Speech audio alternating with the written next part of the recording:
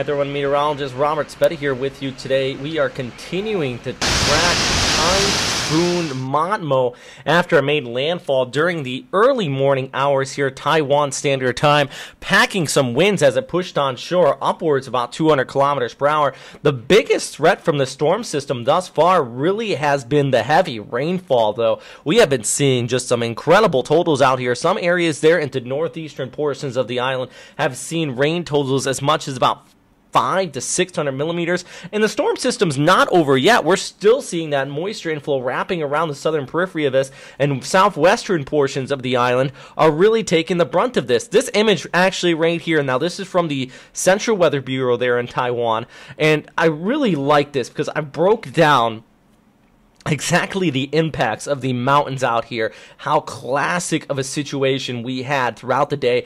All that rainfall wrapped around the northern periphery as Matmo came on shore. Some areas, like I said, 500 to 600 millimeters of rainfall there in Hulan County.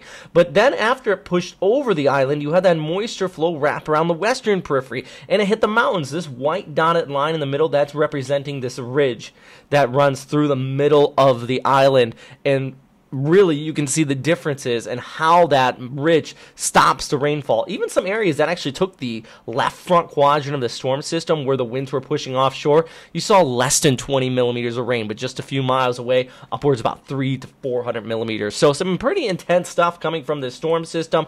Right now, though, it has passed Taiwan. It's out there in the Taiwan Strait. Actually looks like it's trying to regather a loosely defined eye there. You can see it kind of spinning up after it pushes off there towards the west. Latest morphed microwave imagery satellite actually even shows a little bit of that. Now it looks like we need to buffer it back up. Latest morph imagery does show, though, a eye trying to really re-intensify, but the biggest threat still is that moisture inflow coming in from the south and still slamming the mountains of Taiwan out here. Now, when it did come on shore, it also brought some damaging winds. I know we're concentrating on the rainfall, but the winds were pretty intense up here. You can see a car was overturned. It also, there was one report of a death due to this storm system. So, unfortunately, we have had some casualties. The good news as far as Taiwan is concerned, though, I think we shouldn't see any more casualties unless people venture out during the storm system in the dangerous areas.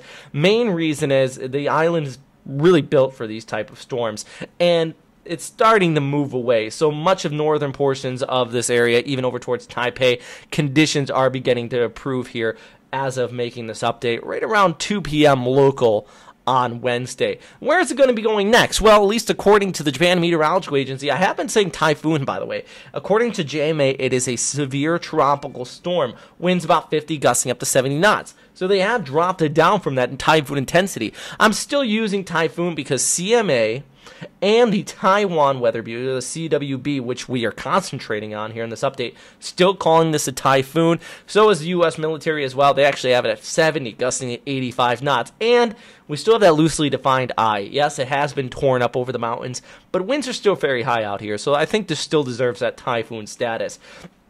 So what's going to be happening, we're going to see this track off there towards the northwest, basically making landfall in Fujian province as we continue to look ahead through the rest of Wednesday evening and overnight into Saturday morning before tracking off there towards north and gradually weakening and eventually becoming a tropical depression as we look ahead by Thursday into early Friday morning. So really much of eastern China, even the Shanghai area. Now we got millions of people living out here in Shanghai.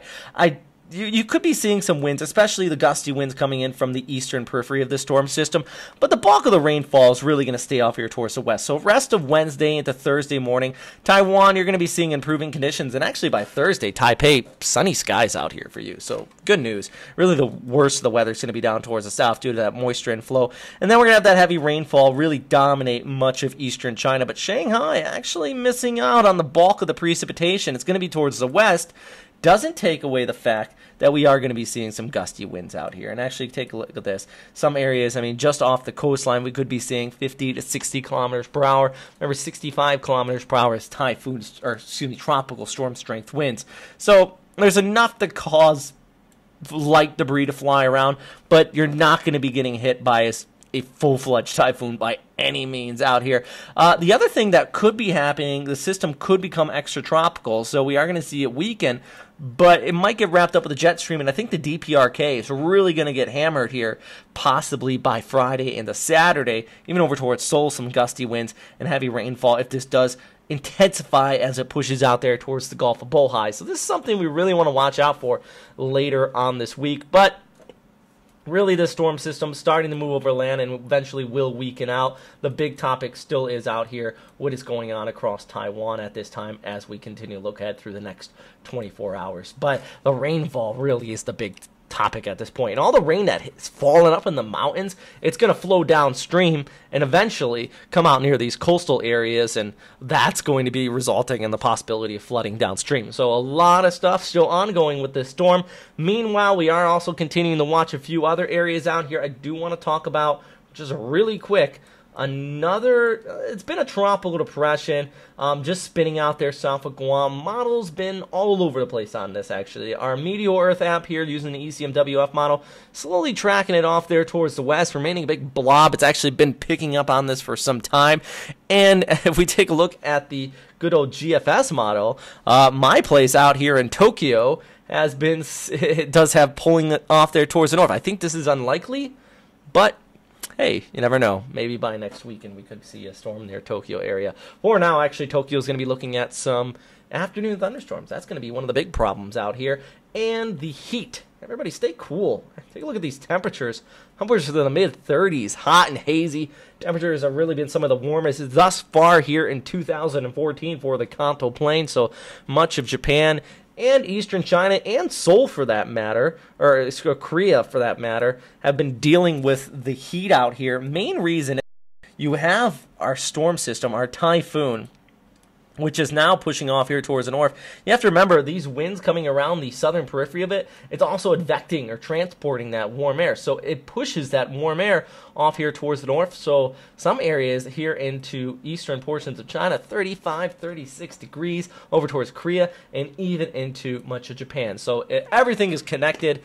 A lot of people being impacted by the storm system. Even if you are sweating in Tokyo inadvertently, you may be impacted. And plus, still looking at those showers there across parts of the Philippines, and even an enhancement of the monsoon over towards the Indochina Peninsula. So, yeah, a lot of stuff going on with this. Stay safe out there, everybody. Thanks again for watching. I mean by stay safe, not just our storm system, but from heat exhaustion and these afternoon thunderstorms, lightning strikes, a lot of stuff happening. All right, guys, have a good day.